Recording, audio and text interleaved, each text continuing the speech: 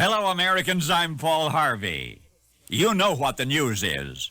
In a minute, you're going to hear the rest of the story. Now, the rest of the story. Some of our highly publicized election year debates in recent times have revolved around blurry, quickly forgotten issues. The Lincoln-Douglas debates of 1858 did not.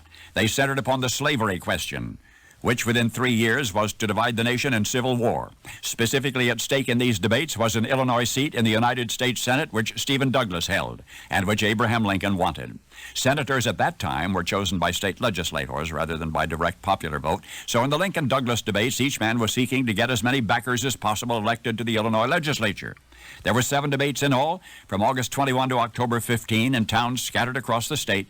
The physical contrast between the contestants was rather startling. Douglas was short, massive, aggressive. His delivery was likened to the roar of a confident lion.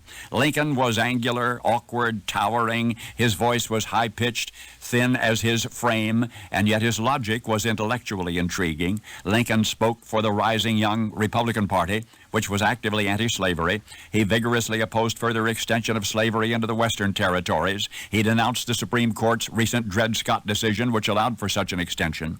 Douglas was cautious in responding to the issue.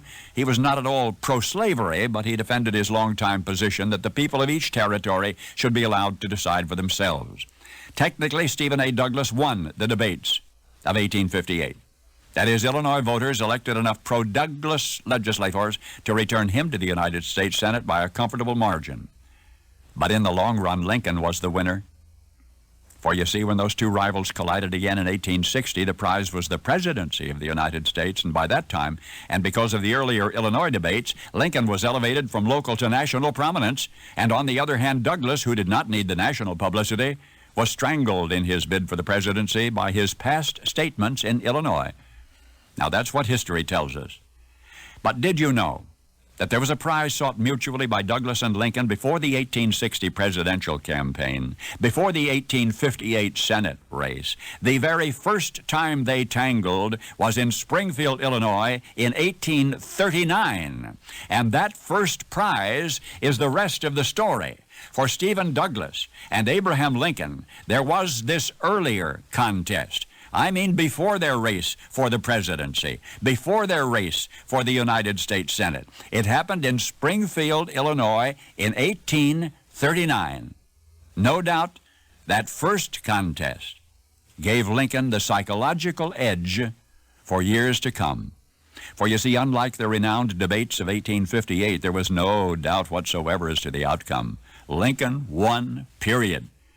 For that contest was held in the parlor of a private home, and each contestant argued his case separately, not in the presence of his opponent.